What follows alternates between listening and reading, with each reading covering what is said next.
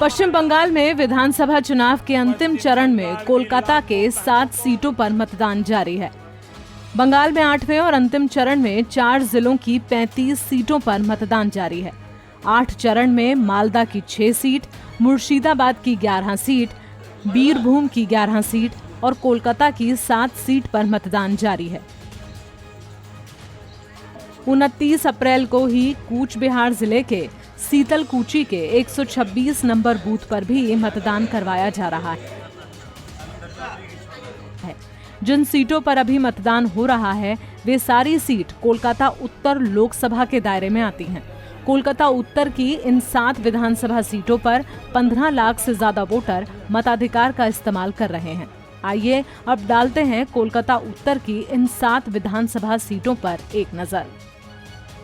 अपना सियासी फायदा करने की सोची, शवों पर राजनीति करने की दीदी को बहुत पुरानी आदत है। साथियों, दीदी ने बंगाल में यह हाल बना दिया है। जनता ने भी जब उनके विरोध की कोशिश की तो उसको कुचल दिया गया। कोलकाता उत्तर की 7 सीटों पर टीएमसी बीजेपी में सीधी टक्कर।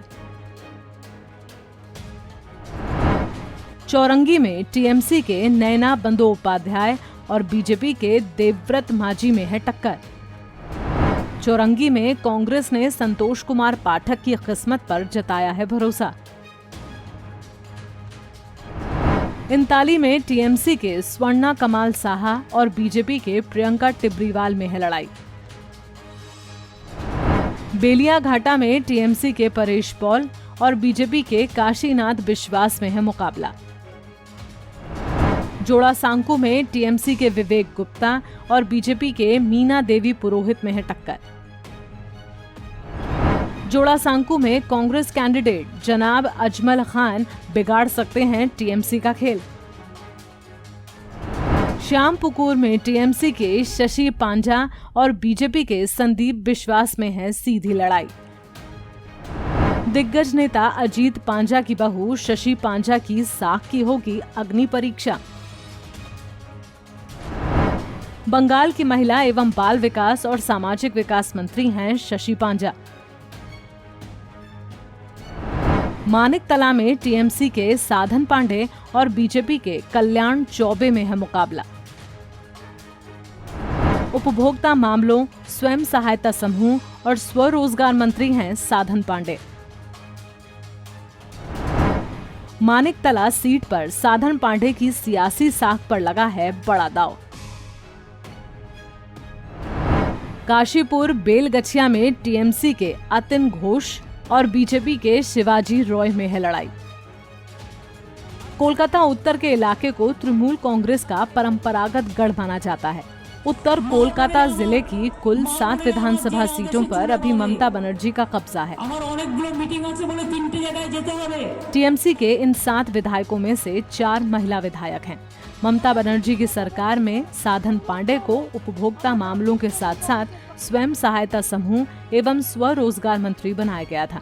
वहीं दिग्गज नेता अजीत पांजा की बहू डॉक्टर शशि पांजा को महिला एवं बाल विकास एवं सामाजिक विकास मंत्रालय की जिम्मेदारी दी गई थी। इस लिहाज से ममता दीदी के हैवी वेट मंत्री चुनाव लड़ रहे हैं।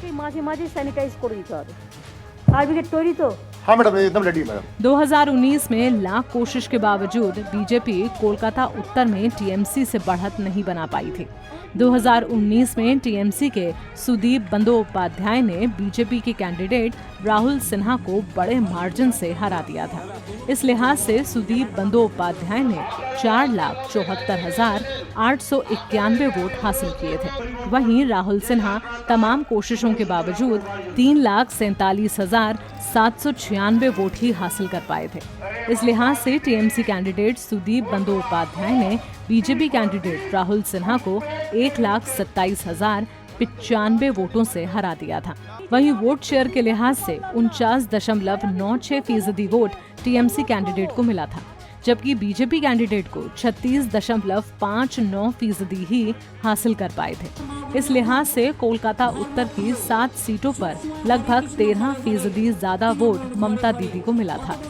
कोलकाता उत्तर शहरी क्षेत्र है और यहाँ मध्यम वर्ग ही चुनावी नतीजे तय करते हैं। खासकर कोलकाता के भद्रलोक का झुकाव टीएमसी के पक्ष में रहा है। বাঁকুড়ায় মাওবাদী সন্ত্রাস ছিল কি ছিল না, আমরা আমার ক্ষমতায় আসার পর আমাদের সবাই একসাথে আমরা কাজ করি। लेकिन इस बार के विधानसभा चुनाव में भद्रलोक को रिझाने के लिए बीजेपी ने पूरी ताकत झोंकी है। कर्मचारी सम्मान, बांग्ला चाय, बीजेपी सरकार, बांग्ला चाय। खासकर 7वें वेतन आयोग को लागू करने का वादा कर मध्यम वर्ग को बीजेपी ने अपने पाले में करने की कोशिश की है। हालांकि 7वें चरण में कोलकाता दक्षिण की कई सीटों पर कम वोटर टर्नआउट से टीएमसी को राहत मिली थी। इसलिए कोरोना की दूसरी लहर के खतरे को देखते हुए अगर वोटर टर्नआउट कम हुआ तो बीजेपी को नुकसान उठाना पड़ सकता है। हालांकि कोलकाता और उसके आसपास की 40 सीटों पर 2000 से ज्यादा पोथो सभा आयोजित की थी और गली गली में घूम घूम कर बीजेपी के नेताओं ने कोलकाता का काया पलट करने का वादा किया है। हालांकि टीएमसी के इस मजबूत गढ़ में बीजेपी नेताओं को उम्मीद से ज्यादा पसीना बहाना पड़ रहा है। भारत माता की, भारत माता की। पंजाब केसरी टीवी के लिए कोलकाता उत्तर से उदय प्रताप सिंह की रिपोर्ट।